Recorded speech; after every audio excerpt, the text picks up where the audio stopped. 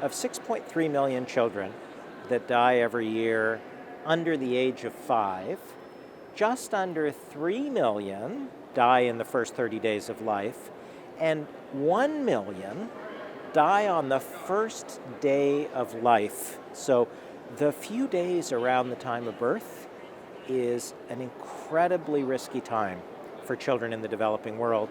And at the same time, that is the part of women, children, and adolescent health that has had maybe the least innovation.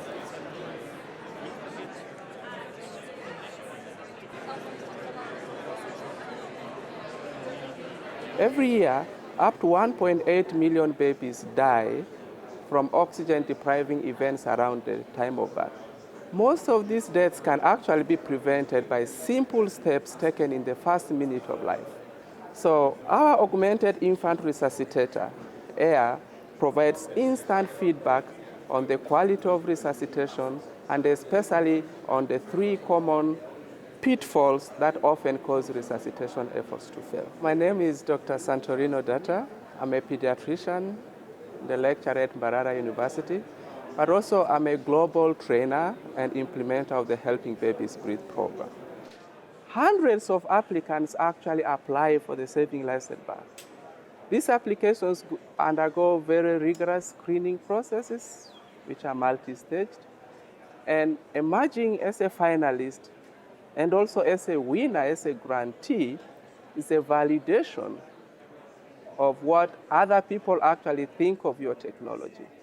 The traditional vaccine delivery mechanism? Yeah, so for the safety studies, we can only do healthy adults. In India in particular, that since you mentioned, the pivotal study could be only 5 pregnant women. It's natural to have some degree of nervousness, just as they say, a little dose of worry is important to actually drive success. And so there's a slight degree of nervousness, which is really important. Talk about a really important innovation that is all focused on newborn resuscitation. Good morning, ladies and gentlemen. AIR empowers every health professional to quickly gain resuscitation skills. I think the first hook is people really need to be able to articulate why it's a problem worth solving. What are they working on? Why are they doing it? Why should I care? Right? The second thing is, do they have a good solution? So they need to really provide evidence that they understand the market, the customer, the people that they're trying to work with in terms of the ultimate solution, then telling us why what they're doing is going to be better and different from anything that might already be out there. The third piece is, of course, telling us the path to getting it to those people. Have they thought about a path to getting it to market? I think it's a few things. I think one is that ability to translate. So really understanding the innovation, the science, the kind of medical knowledge behind the device or the solution, and translating that into a market-based opportunity. There's very few people who can really bridge that gap effectively and can communicate it to a group of investors. And then lastly, just the data. As an investor, I really try to look at the numbers, understand what kind of analysis they've done, and how they kind of translate that data into action. To make, what is your expected price point? That's a very good question. So, the augmented infant resuscitator. Well, I think the pitch went well. Whoever is named the winner today is an endorsement and a validation of what they are doing and how much people and the judges also believe in what they are doing.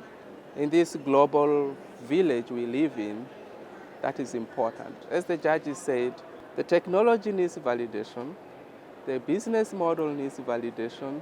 There are just so many aspects of technology innovation that need validation, that the word validation is ongoing.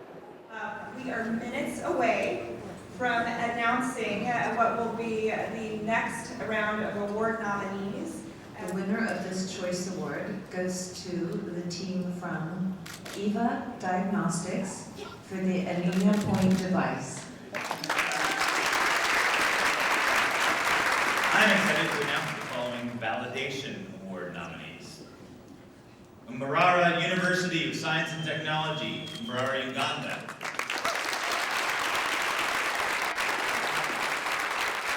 For testing of the Augmented infant resuscitator. Fantastic. There are so many people who are struggling with the problem and understand them.